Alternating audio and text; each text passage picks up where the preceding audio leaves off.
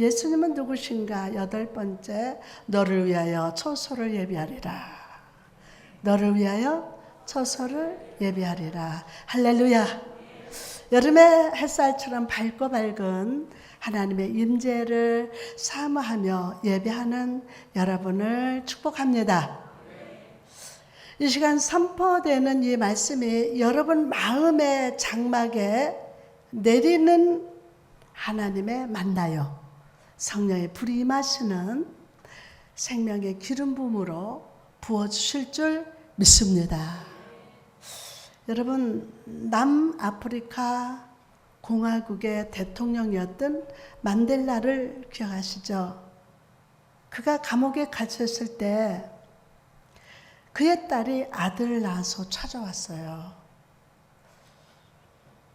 딸은 아버지에게, 아버지, 여기 손자가 있습니다. 아이의 이름을 지어주세요. 그러자 만델라는 손자의 이름을 소망이라고 지어주었다고 합니다. 이 아이는 나의 소망이다. 감옥에 갇혀있는 동안 소망이 나를 한 번도 떠난 적이 없단다.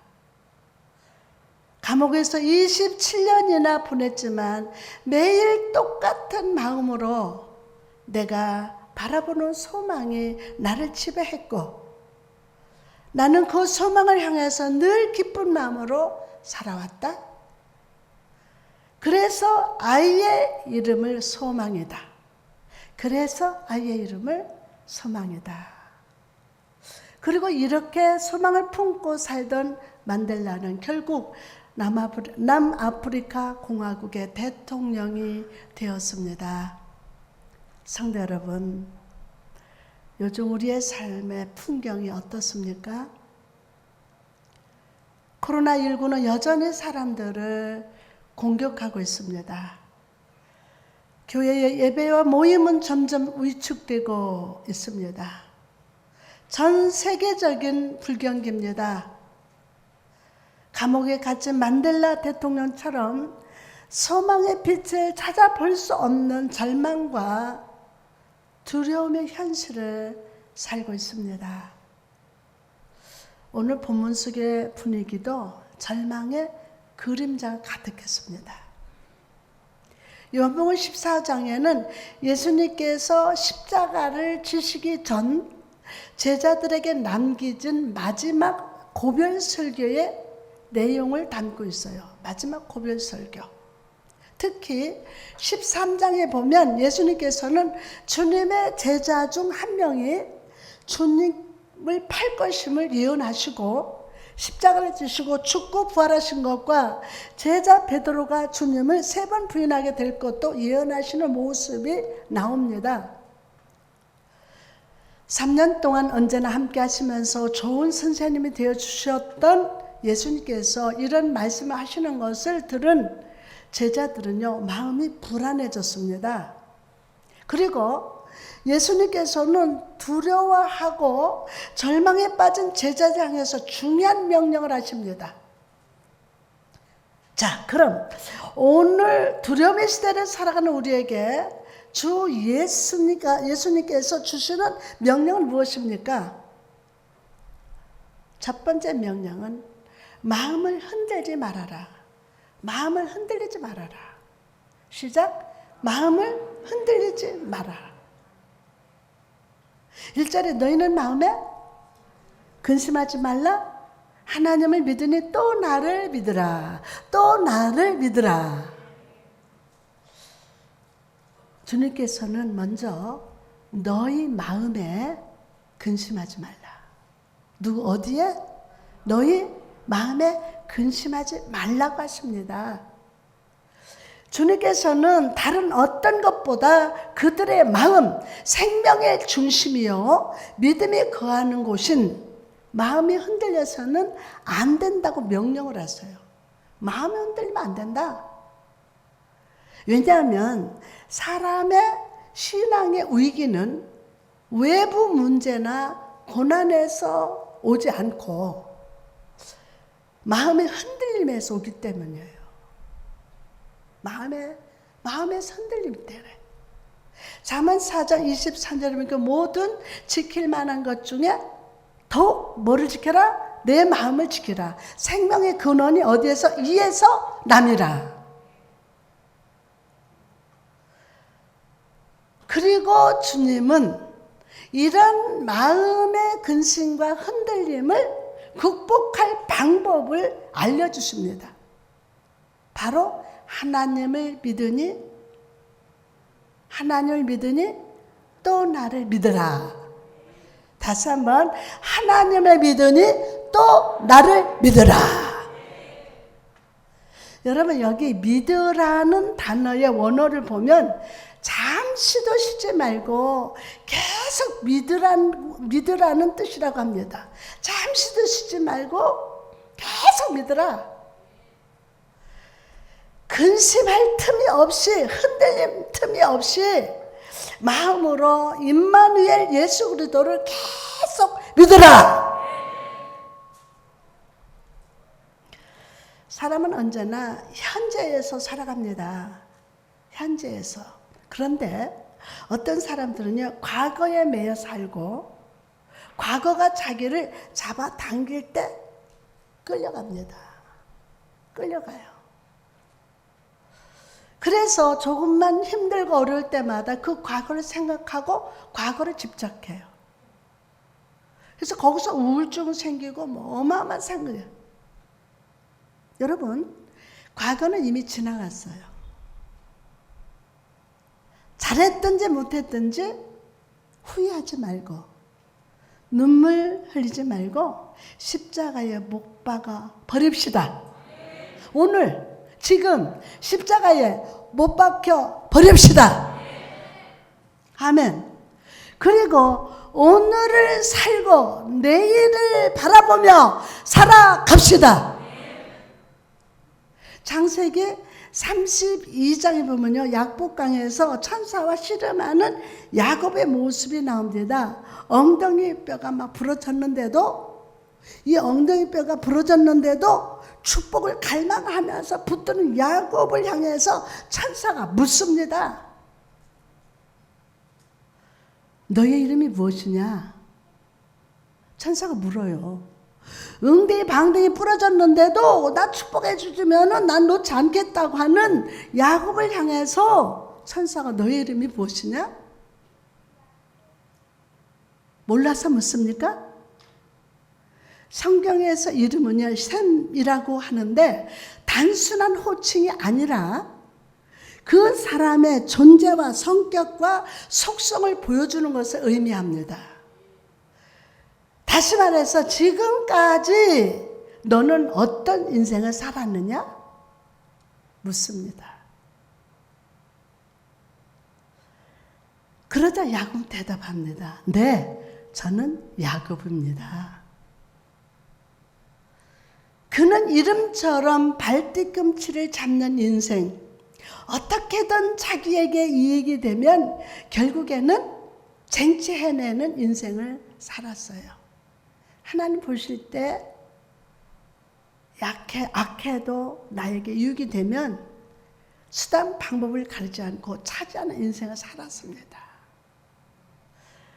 팥죽으로 사기쳐서 장자권 뺏고 눈 어두운 아버지에게 가죽을 붙이고 가죽 털을 붙이고 가서 축복을 받고 라헬을 아내로 삼으려고 20년 일해서 결국 아내로 삼는 사람 야곱은 이렇게 자기 힘으로 살았어요. 자기 힘으로. 그런 야곱을 하나님이 만나주시고 그의 인생을 물으신 것은 책망하기 위함이 아니었어요. 이제는 야곱의 인생이 아니라 새로운 인생을 살도록 새로운 이름을 주시려는 하나님의 사랑이었어요. 하나님의 사랑. 약복강에서 야곱을 만나신 하나님은 오늘도 여러분에게 물으십니다. 너의 이름이 무엇이냐? 너의 이름이 무엇이냐? 너는 지금까지 어떤 인생을 살았느냐? 하나님의 영광을 자랑하라고 준 인생이라는 일기장에 너는 어떤 내용을 쓰고 살았느냐? 여러분, 저는 오늘 여러분의 삶의 문제, 염려, 시험에서 자유해지고 해결받기를 축복합니다. 그러나 하나님은 언제나 근원에 관심을 가지십니다. 근원에 관심을 가지세요. 증상의 치유가 아니라 더 이상 세상과 사단의 유혹에 넘어지거나 사로잡히지 않는 새로운 이름, 새로운 인생을 선물로 주시기를 원하십니다. 원하세요.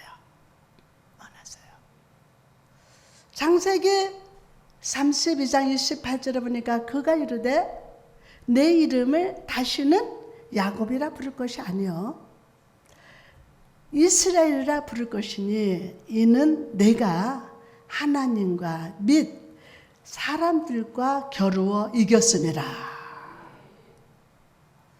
하나님은 그의 인생에서 야곱이라 이름을 지우셨어요. 다 지우셨어요. 그리고 새로운 인생을 선물하셨어요. 이스라엘입니다. 이것은 하나님과 싸워 이겼다라는 말이 아닙니다. 오히려 하나님과 함께 세상과 싸워가는 자가 되었다. 하나님과 함께 세상과 싸워가는 자가 되었다. 이 뜻이에요. 지금까지 혼자 힘으로 인생을 싸워왔지만 이제는 하나님과 더불어 함께 살면서 하나님의 능력으로 세상과 싸워 이기고 사람과 싸워 이기는 삶으로 바뀌었다는 거예요. 바뀌었어요. 야곱이 하나님을 만나기 전에 그곳은 약복강이었습니다. 고독과 슬픔, 염려의 자리였습니다. 그러나 이스라엘은 이제 그 곳 이름을 분이엘, 즉 하나님의 얼굴을 대면해서 본 곳이라고 불렀습니다. 그리고 31절은 새로운 인생을 시작하는 야곱의 모습을 이렇게 기록하고 있습니다. 그가 분이엘을 지날 때에 해가 돋았고 그의 허벅다리로 말미암아 절었더라. 그의 머리 위에 해가 탁 떴습니다. 둥근 해가 떴으니 해가 그 머리 위에 탁 떴어요. 어젯밤까지 야곱이었지만 이제 새날이 밝았습니다.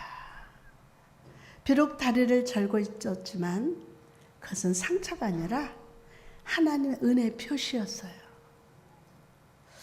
하나님의 그의 어깨를 붙드시고 함께 걸어가시는 인생의 새날이 밝아왔습니다.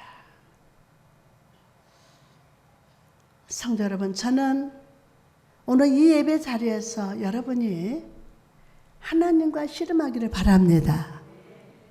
그리고 하나님이 여러분의 인생을 만지시사, 참 이 단어 너무 좋아요.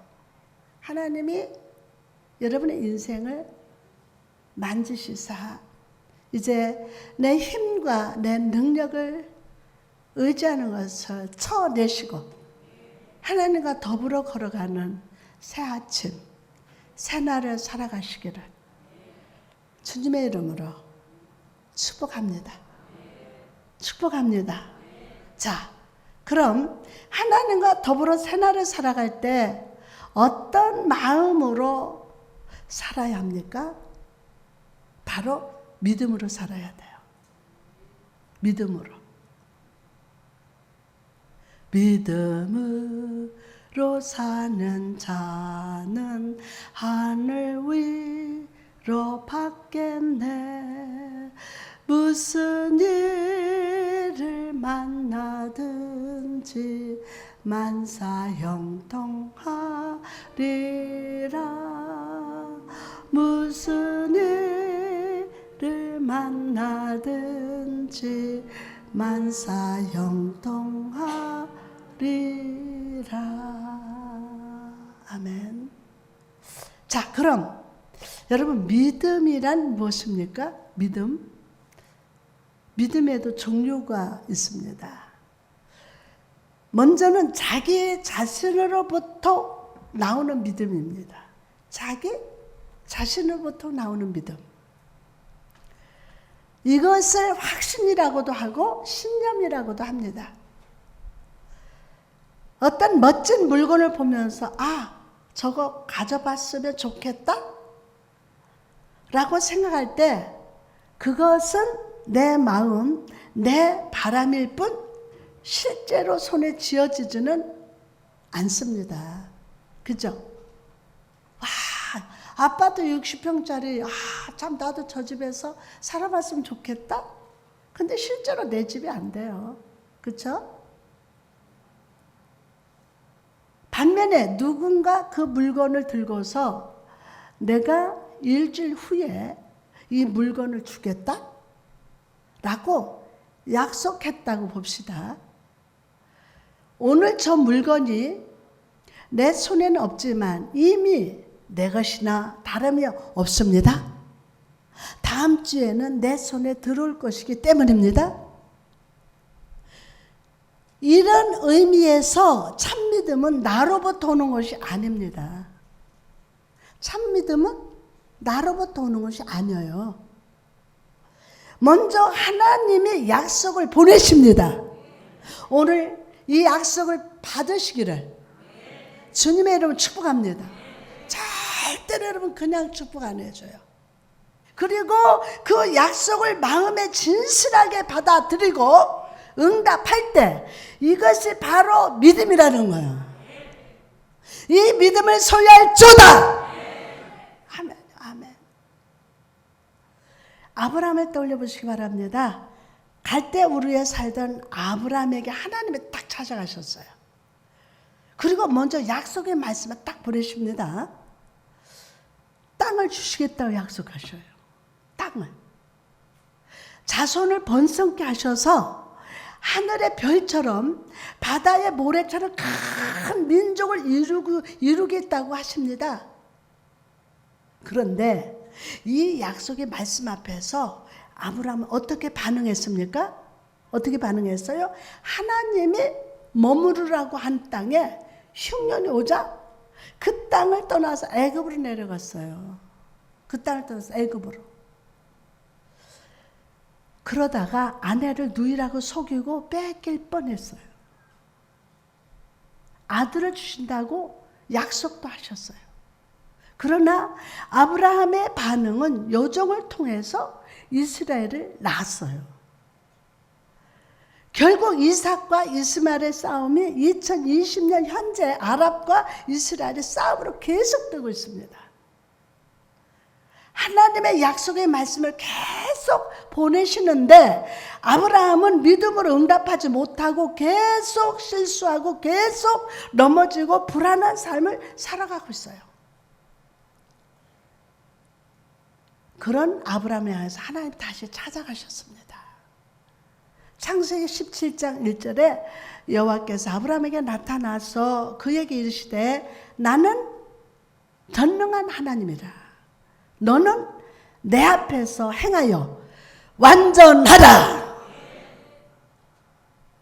여러분, 주님은 아브라함에게 너는 완전하라 라고 하십니다. 이 표현을 보면서 하나님의 안타까움이 느껴졌어요. 나는 전능한 하나님이다. 너는 늙어도 흉년이 와도 너를 향해 약속에 반드시 지키는 하나님이다. 아멘. 하나님이 약속을 주셨어. 근데 흉년도 와. 막 몸도 아프고 너무 자빠지고 코도 깨지고 병원에 입원도 하고. 그럼에도 너는 흔들리지 말라. 내 약속은 이루어진다. 흔들리지 마라. 아멘. 흔들리지 말라는 거예요. 그리고 아브라함은 이 하나님 앞에서 잃어버렸던 믿음, 변질된 믿음, 상처난 믿음을 버렸어요. 오늘 여러분 잃어버렸던 믿음, 변질된 믿음, 상처난 믿음 오늘 버립시다. 그리고 자신의 믿음을 다시 세우고 다시 리모델링을 했어요. 하나님의 약속의 말씀을 아멘으로 받아들이고 믿음으로 응답을 했습니다. 그 결과로 하나님은 이삭을 주셨어요. 약속의 믿음으로 응답한 아브라함을 의로운 자요 복의 근원으로 높여주셨어요. 여러분, 오늘 약속의 말씀을 주시는 임마누엘 하나님, 나를 한결같이 사랑하시사 영원한 처소를 예비하시는 예수님께 여러분의 마음을 두시기 바랍니다. 마음을 두십시오. 오늘 이 말씀으로 여러분의 믿음을 다시 세우고 다시 리모델링해서 아브라함처럼 하나님께 의로운 자요 복의 근원으로 인정받는 여러분 되시기를 주님의 이름으로 축복합니다. 아멘. 다시 한번 주님의 이름 축복합니다. 다음으로 오늘 두려움의 시대를 살아가는 우리에게 주 예수가 주시는 명령이 무엇입니까? 두 번째 명령은 하늘의 소망을 두라. 하늘에 뭐를 둬라? 소망을 둬라. 이 몸의 소망 무행가 우리 주 예수 분일세. 우리 주 예수 밖에는 믿으리 아주 없도다. 굳건한 반석 있으니 그 위에 내가 서리라. 그 위에 내가 서리라. 본문 2절 3절 내 아버지 집에 거할 것이 많도다. 그렇지 않으면 너희에게 일러서리라. 내가 너희를 위하여 뭐를 거처를 예비하러 가노니. 가서 너희를 위하여 거처를 예비하면 내가 다시 와서 너희를 내게 영접하여 나 있는 곳에 너희도 있게 하리라. 아멘. 여러분, 우리는 이 말씀을 보면서 이 말씀은 세상 끝날 재림에 대한 말씀인데 오늘 나의 삶과 무슨 상관이 나의 삶과는 상관이 없지 않나? 라고 생각할 수도 있어요. 물론 마지막 때 주님 재림에 대한 말씀이기도 합니다. 그런데 여러분, 저는 여러분이 이 말씀을 하시는 주님의 마음을 발견하기를 원합니다. 그럼 이 말씀을 하시는 주님의 마음을 발견하는 것, 바로 한결같은 사랑이라는 거예요. 한결같은 사랑. 나를 위해 하늘의 모든 영광을 버리고 이 땅에 오셔서 십자가에 못 박히신 사랑, 죽으시고 부활하셔서 우리 죄에서 구원하시고 자녀 삼아 주신 사랑, 하늘에 올라가셔서 가만히 계시는 것이 아니라 나를 위해 천국에서 실만한 거처를 예비하시는 사랑, 그리고 나를 저 천국으로 영접하시려고 다시 오시겠다고 약속하시는 그 사랑을 마음으로 느껴야 할 줄 믿습니다.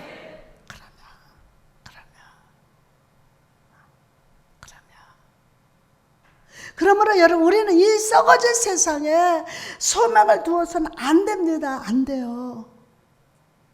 저 하늘에 소망을 두어야 함을 믿으시기 바랍니다. 저 하늘에 소망을 두고 열심히 사세요. 일도 하고 사업도 하고 직장도 다녀요. 그러나 이 세상의 말뚝을 받고 이 세상에서 어느 날 여러분 올 때는 순서대로 오는데 갈 때는 순서도 없어. 내일 일은 아무도 몰라. 그러니 나 좀 믿음 좀 나 뭐 좀 잘 이뤄놓고요. 그때 내가 신앙생활 잘할게요. 천만에.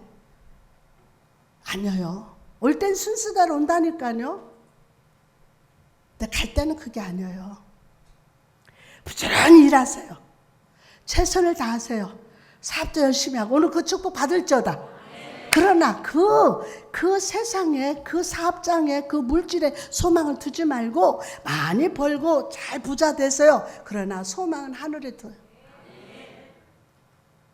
하늘에. 네?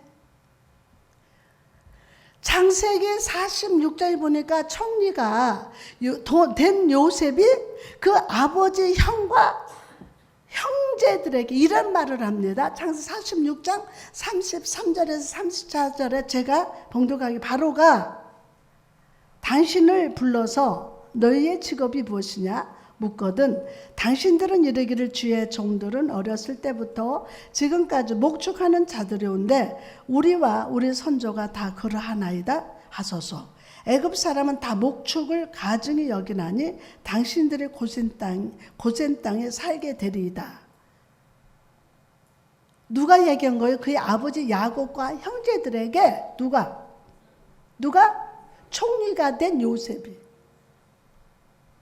자, 애굽 사람들은 목축하는 사람들을 최고로 천한 사람으로 생각했어요. 그래서 애굽 사람들은 목축하는 사람들을 비하하면서 히브리라고 불렀습니다. 히브리? 그런데 왜 총리 대신이었던 요셉은 굳이 자기 가족들을 목축하면서 고센 땅에 모여 살게 했을까요? 총리의 권세라면 훨씬 좋은 땅과 좋은 집을 줄 수 있었을 텐데 왜 비천한 삶을 살게 했을까요? 저 형제들인데 총리니까 다 할 수 있잖아요. 그죠?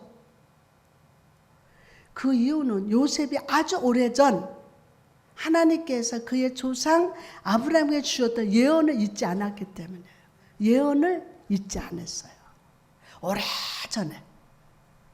창세기 15장 13절에서 14절 보니까 여호와께서 아브라함에게 이르시 너는 반드시 알라. 내 자손이 이방에게 객이 되어 그들을 섬기겠고 그들은 400년 동안 내 자손을 괴롭히리니 그들이 섬기는 나라를 내가 징벌할지며 그 후에 내 자손이 큰 재물을 이끌고 나오리라. 이 예언을 받았어요. 요셉은 이 애굽 땅은 오래 머물 곳이 아님을 알았어요. 아는 거예요. 애굽의 뿌리를 두고 애굽 사람들과 섞어서 살 존재가 아니라 잠시 머무르다가 때가 되면 약속의 땅으로 돌아갈 사람들임을 알았다는 거예요. 여러분, 이처럼 성도된 우리는 이 땅, 이 세상에 뿌리를 두고 살아가는 존재가 아닙니다.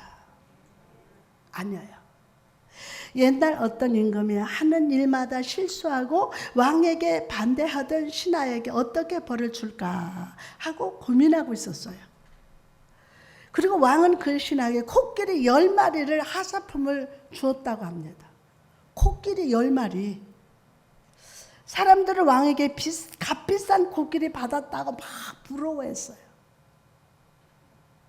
하지만 코끼리를 받은 신하는 1년도 되지 않아서 쫄딱 망했대요. 왜 그런지 아세요? 네? 전원근 집사님 왜 그런지 아세요? 망했어 1년 동안.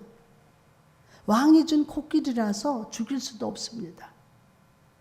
그리고 코끼리 10마리에게 먹이를 계속 주다 보니 너무 많이 먹는 바람에 그의 집이 망해버렸대요. 어떻게 망해버렸어요? 이 세상이 악한 사단이 우리를 망하게 하는 방법도 이와 같습니다. 물질, 명예, 권세, 사람을 손에 쥐게 만듭니다. 그리고 그것을 집착하게 유혹을 합니다. 안전하잖아요. 100억을 가진 사람을 만났는데 거기서 더 하려고 죽으면 안고 가냐 치고 가냐. 이제 자유롭게 살아라. 이거는 놔야 돼 너. 내일 죽을지 모레 죽을지 몰라 너. 선교도 하고 하나님 앞에 그리고 자유롭게 살아. 고함을 내가 얼마나 찾는지 몰라요. 어머나 그 고함이 하나님 역사였어. 집착이 자기 마음대로 안 되는 거예요. 안 돼 이게 막 계속 여기에 막 묶여가지고.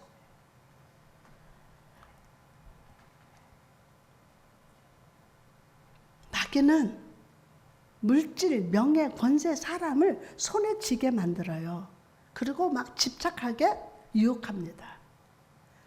그러다 보면 자연스럽게 그것을 지키려고 불안해하고 염려하다가 믿음이 죽어버려요. 믿음이 죽어버려요. 여러분, 우리는 애굽 사람이 아닙니다. 우리는 세상에 살고 있지만 여러분과 저는 세상 사람이 아니에요. 이 땅에서 믿음으로 구별되게 살다가 나의 신랑, 나의 사랑, 예수님이 나를 부르실 때 세상아 잘 있거라 나는 가노라 질려 난란 오기 전에 나는 가노라 세상의 시달림도 이제 끝나고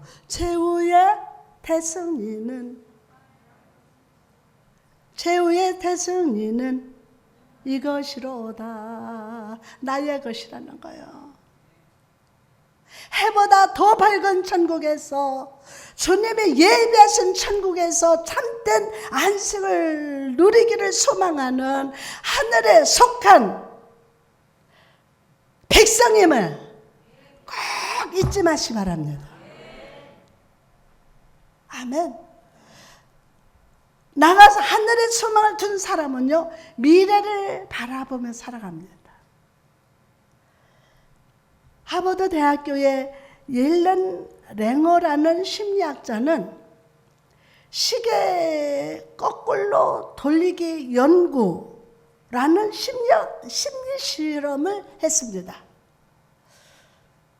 1979년 어떤 시골 마을에서 70세에서 80세의 노인들을 실험 대상으로 삼고 이들을 약 20년 전인 1959년의 환경 속으로 되돌려 놓았을 때 마음의 변화에 몸의 변화가 어떻게 나타나는지를 살펴봤어요.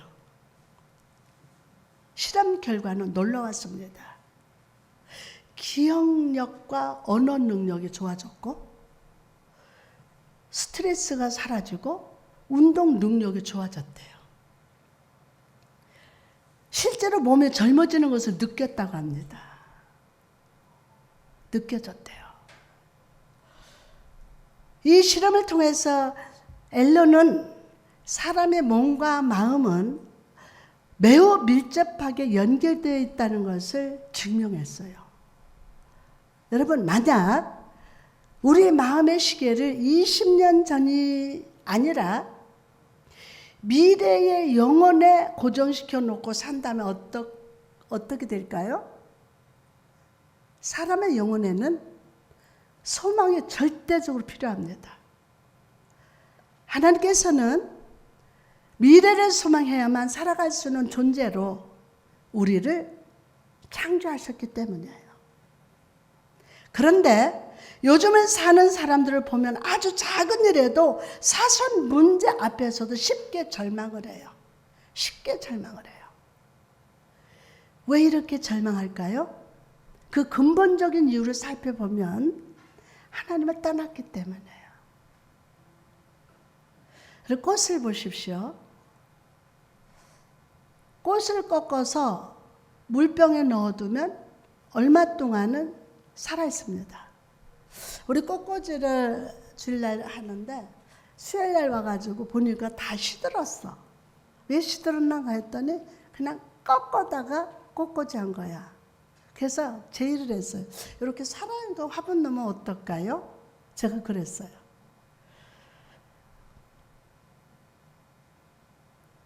꽃을 꺾어서 꽃병, 물병에 넣어두면 얼마 동안 살아있어요. 그러나 물이 마르면 결국 꽃도 천천히 말라 죽습니다. 하나님을 떠났다고 사람이 금방 삶이 무너지지 않아요. 그러나 결국 서서히 그 마음속에 평강이 사라지고 절망의 그 마음을 사로잡게 됩니다. 영적으로 죽게 됩니다. 성도 여러분, 오늘 우리는 마음속에 예수 그리스도를 모셔드려야 합니다. 모셔드려야 합니다. 그분은 우리 삶의 모든 절망을 소망으로 바꾸시는 분이 되시기 때문입니다. 자, 목사님 쳐다봐요. 앞에 쳐다봐요. 오늘 말씀을 받아 잡수셨습니까? 오늘 살아납니다. 소망의 꽃이 펴질 거예요. 그러면 소망의 꽃이 오늘 다 회복됩니다. 어제까지 내가 이러고 저러고 살았다 할지라도 가장 좋은 게 오늘이에요. 오늘이에요. 오늘 소망의 꽃이 피고 소망 있는 자는 미래를 바라볼 수 있어요. 아멘. 지금 현재 어렵습니까? 근데 오늘 말씀 받으니 와, 소망이 생겨. 아멘. 이제 꽃이 피어. 그 소망의 열매가 맺어져. 이 땅의 소망에, 이 땅에다 말뚝박고 이 땅의 소망을 두라는 게 아니라 또 말씀드려요. 여러분 축복 많이 받으세요. 사업도 잘 되고 무슨 일을 만나든지 맞아 형통하고. 근데 그 돈에 붙잡히지 마세요. 아멘. 다 예쁘게 살아도 괜찮아요. 근데 이것이 붙잡히면 안 돼요. 붙잡히면 안 돼요. 풍성하게 살되 여러분 하나님과 함께 자유하면서 하늘의 소망을 두고 할렐루야. 그러면 여러분 오늘 절망을 소망으로 바꾸시는 우리 주님을 바라봅시다. 십자가에서 죽으셨으나 3일 만에 부활하신 예수의 능력이 우리 마음에 희망의 미래를 창조하시기 때문임을 믿으시기 바랍니다. 할렐루야.